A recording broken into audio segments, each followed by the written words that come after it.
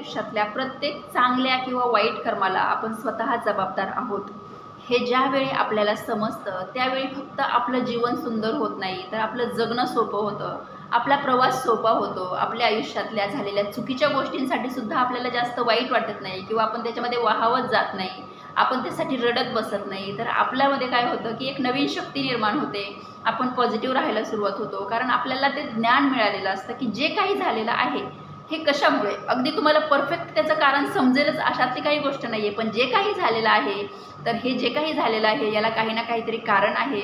आणि कोणाच्याही आयुष्यामध्ये विनाकारण काहीही चुकीचं होत नाही. जर आपल्या आयुष्यात काहीतरी चुकीचं झालं असेल तर आपलं काहीतरी चुकलेलं होतं हे जेव्हा आपल्याला समजतं तेव्हा आपलं जीवन खूप सुंदर झालेलं असतं. आणि त्यानंतर माणूस काय करतो, त्यानंतर माणूस फक्त आणि फक्त आपल्या हाताने चांगले कर्म कसे होतील याच्यावरती भर देतो. तर हे चांगले कर्म काय आहेत, तर बघा, तुम्ही जर आपल्या आजूबाजूला बघितलं, जास्त लांब जायची गरज नाही. प्रत्येकाच्या गावामध्ये, शहरामध्ये, घरामध्ये तुम्हाला दिसेल की सगळेजण एकसारखे नाही आहेत. प्रत्येकजण वेगवेगळा आहे. तर हा जो काही प्रत्येकजण वेगवेगळा आहे, तर या प्रत्येक वेगवेगळ्या जीवाचे वेगवेगळा प्रारब्ध आहे. त्या जीवाचा वेगळा प्रवास आहे.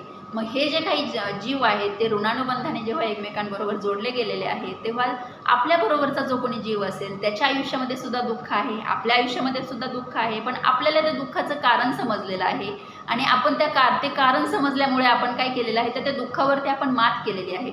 पण हेच जर दुःखाचं कारण सगळ्यांना समजावं असं जर जेव्हा आपल्याला वाटतं आणि आपण जेव्हा त्यासाठी प्रयत्न करतो, आपल्या आजूबाजूचे जे कोणी जीव आहेत त्यांचं दुःख कमी करण्याचा आपण जेव्हा प्रयत्न करतो, आपण त्यांना जेव्हा चांगला रस्ता दाखवतो किंवा आपण त्यांना जेव्हा सरळ मार्गाने चालायला शिकवतो, ह्या छोट्या छोट्या गोष्टी आपण जेव्हा करायला लागतो तेव्हा मनाला एक वेगळा आनंद मिळतो, जगण्याला एक वेगळा आनंद मिळतो. आणि जेव्हा आपला आनंद अशा गोष्टींमध्ये असतो की आपण अशा लोकांचं जीवन सुंदर करण्यामध्ये जेव्हा आपल्याला आनंद मिळायला लागतो, त्यावेळी आपलं जीवन आनंदमय होऊन जातं.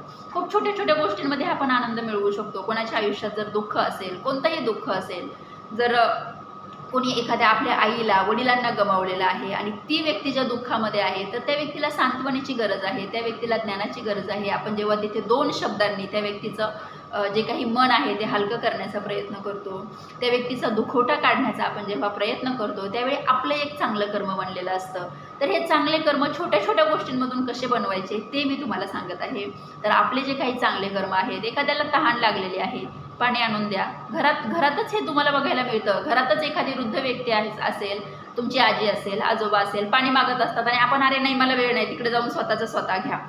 तर नाही, इथे तुमच्याकडे संधी आहे की तुम्ही एक चांगलं काम करू शकता. आणि चांगल्या कामांची सुरुवात इतक्या छोट्या छोट्या गोष्टींपासून होतीये. जर तुम्ही त्यांना जो कोणी आजी असेल, आजोबा असेल, त्यांना जर तुम्ही 1 ग्लास पाणी नेऊन दिलं, किती वेळ लागतो? 1 मिनिटंसुद्धा लागत नाही. हार्डली 1 मिनिटामध्ये आपलं एक चांगलं काम होऊ शकतं. आणि जो कोणी समोरचा जीवात्मा आहे तो तुम्हाला आशीर्वादित करू शकतो. इतक्या छोट्या छोट्या गोष्टींमधून आपण चांगलं काम करायला सुरुवात करू शकतो. चांगलं काम करणं म्हणजे अगदी मशाल हातामध्ये घेऊन घराबाहेर पडणं वगैरे अशाची गरज नाही आहे. आपण जिथे आहोत तिथंच आपण चांगलं, जर थोडेसे जर आपले जे काही बिहेवियर आहे जर आपण थोडंसं चेंज केलं तर आपल्याकडून चांगली कामं करायला सुरुवात होणार आहे. अगदी छोटीशी गोष्ट आहे. जर आपल्याच घरामध्ये आपल्यामुळे कोणाला त्रास असेल तर तो त्रास कमी बरं कसा होईल याच्यासाठी आपण जर विचार केला किंवा याच्यासाठी आपण जर प्रयत्न केले तर आपलं एक चांगलं कर्म घडू शकतं. एखादी तुमची कोणीतरी मैत्रीण आहे, तिच्या आयुष्यामध्ये काहीतरी प्रॉब्लेम आहे, तर तो प्रॉब्लेम सॉल्व कसा बरं करता येईल याच्यासाठी आपण फक्त विचार जरी केला तरी सुद्धा चांगल्या कर्माच्या दिशेने आपलं एक पाऊल पडलेलं असतं. चांगल्या रस्त्याच्या दिशेने आपण एक पाऊल टाकलेलं असतं. त्यामुळं कोणालाही प्रॉब्लेममध्ये बघून जर आनंद होतं, काही लोकांना तुम्ही बघितलं असेल, एखाद्या व्यक्तीला जर प्रॉब्लेम आला तर काहींना आनंद होतो. तर हे जे काही मन असतं ही राक्षसी बुद्धी आहे खरं तर.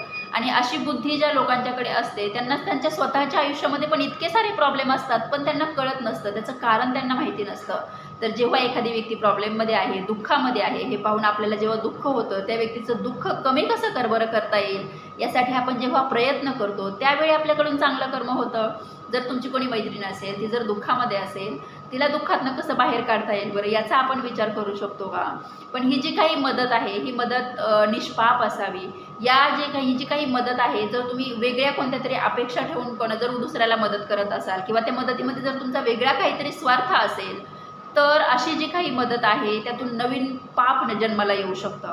त्यामुळं आपली जी काही बुद्धी आहे याच्यावरती आपण इतकं कंट्रोल ठेवलं पाहिजे, इतकं लक्ष ठेवलं पाहिजे की आपल्या जी काही प्रत्येक गोष्ट आहे, आपलं जे काही प्रत्येक पाऊल आहे त्याच्यातून चुकीचं काही होऊ नये. चुकून भरपूर लोकांकडनं चुका होतात, पण ह्या ज्या काही चुकून झालेल्या चुका आहेत, आपल्यामुळे कोणत्याही जीवाला जर नुकसान पोहोचलेलं असेल तर त्याची परतफेड तर करायला लागते. त्यामुळे कोणाचीही मदत करताना चुकून तिथे चूक होणार नाही आणि नवीन पाप जन्माला येणार नाही याची सुद्धा आपण काळजी घेतली पाहिजे आणि त्या दिशेने आपण वाटचाल करायला पाहिजे.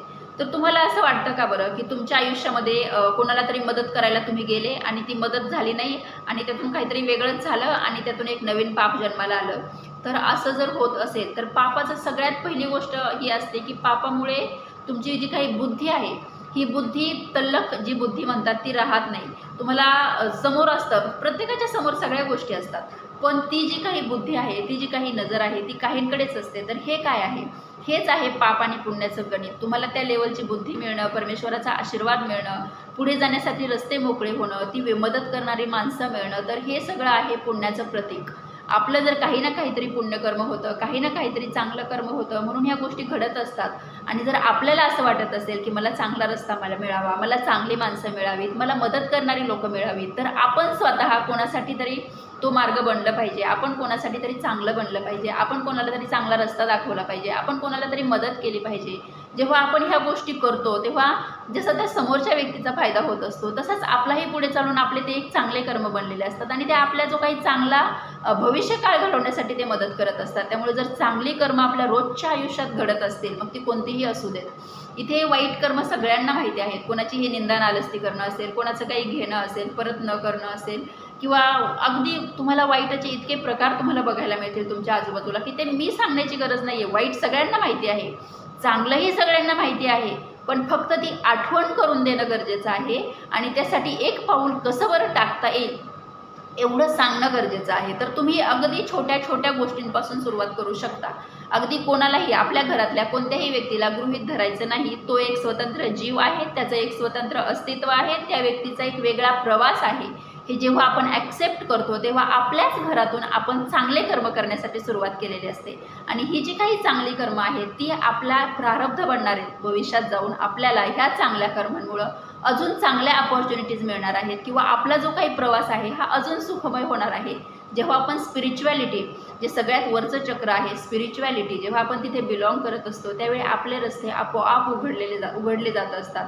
आपण कोणत्या चक्रावरती आहोत, आपण मूलाधार चक्रावरती नाही आहोत ना, हे बघितलं पाहिजे. स्वतःच्या उघड्या डोळ्यांनी ते बघितलं पाहिजे. जर तसं असेल तर वरच्या चक्रावरती जाण्यासाठी प्रयत्न केले पाहिजेत आणि याच्यासाठी तुम्हाला कंटिन्यू प्रयत्न करणं गरजेचं असतं. कंटिन्यू जो काही असेल तुमचा पूजापाठ असेल, नामस्मरण असेल, जे काही करत असाल, प्रार्थना असेल, ह्याच्यामध्ये एक कंटिन्युइटी असणं गरजेचं असतं. जेव्हा ही कंटिन्युइटी त्याच्यामध्ये असते, तुम्ही जर मंदिरामध्ये रेग्युलर जात असाल किंवा तुम्ही काही आठवड्यातले काही दिवस ठरवून घेतले असेल, त्या वेळेला जेव्हा तुम्ही मंदिरामध्ये जात असता तर देवसुद्धा तुमची वाट बघत असतो. जर तुम्ही एखाद्या ठिकाणी रोज जात असाल, एखाद्या घरी, तर त्या घरच्यांना जसं गेल्यानंतर असं चुकल्यासारखं वाटतं की अरे ही व्यक्ती आज आली नाही, ते तुम्हाला फोन करतील किंवा विचारतील का नाही आला, काय बरं झाला. तसं देवाबरोबर आपलं एक नातं असलं पाहिजे. आपण जेव्हा रेग्युलर तिथं जायला लागतो किंवा आपण काही दिवस ठरवून जेव्हा त्या टायमिंगला तिथे जायला लागतो त्यावेळी आपलं आणि परमेश्वराचं ते एक नातं निर्माण होतं. त्यामुळे आपल्या आयुष्यातले प्रॉब्लेम्स कमी व्हायला मदत होते. अशा केसमध्ये तुम्ही जाऊन देवाकडे गाऱ्हाणं सांगण्याची गरज पडत नाही. तुमचं फक्त जाणं, तुमचं शांत बसणं, तुमचं पायावरती डोकं ठेवणं, याच्यानेच भगवंताला तुमच्या आयुष्यातले प्रॉब्लेम्स समजतात आणि ते सुटायला सुद्धा मार्ग मोकळे होतात. तर ते नातं निर्माण करणं गरजेचं आहे. त्याच्यासाठी तितका वेळ देणं आणि ही एक कन्सिस्टन्सी आहे. जसं आपण रोज न चुकता जेवण करतो, कारण पर्याय नाही आहे, भूक लागते म्हणून आपण जेवण करतोय, इतकंच पर्याय नाही आहे. असं जेव्हा आपण भगवंताशी नातं जोडू, जेव्हा आपण तिथे तितका वेळ देऊ, न चुकता ती प्रार्थना करू, न चुकता पायावरती आपण जेव्हा डोकं ठेवू, त्यावेळी आपलं परमेश्वराबरोबर ते कनेक्शन तयार झालेलं असतं. बऱ्याच लोकांना असा डाऊट असतो की देव आहे की नाही आहे. तर देव आहे की नाही आहे हा प्रश्नच नाही आहे. जर देव आहे की नाही आहे याचं एक साधं उदाहरण बघा. तुमच्या ताटामध्ये जे जेवण येतं आहे ते कुठून आलेलं आहे तुम्हाला माहीत नाही आहे, तुम्हाला काहीही माहिती नाही आहे. आणि ते जेवण केल्यानंतर ते इथून एकदा खाली उतरलं की त्यानंतर त्याचं काय होणार आहे तेही माहिती नाही आहे. आपलं हे जे काही शरीर आहे 5-6 फुटांचं, यातल्या प्रत्येक अवयवासाठी एक वेगवेगळा डॉक्टर आहे आणि त्या डॉक्टरने स्वतःचं पूर्ण आयुष्य त्याच्यामध्ये घातलेलं आहे की तो ते प्रॉब्लेम सॉल्व्ह करतोय किंवा तेवढाच एक अवयव तो बघतोय. तर अशी जेव्हा परिस्थिती आहे, आपल्या आजूबाजूला इतके लोक आहेत की ज्यांचं आयुष्य असं आहे, तरीसुद्धा आपल्या जर लक्षात येत नसेल आणि आपण जर देव आहे की नाही या शंकेमध्ये असेल, तर आपण खूप जास्त पापामध्ये आहोत. आपला रस्ता साफ करणं गरजेचं आहे. आपण पुढे चालणं गरजेचं आहे. उघड्या डोळ्यांनी जगाकडे बघणं गरजेचं आहे. थँक्यू.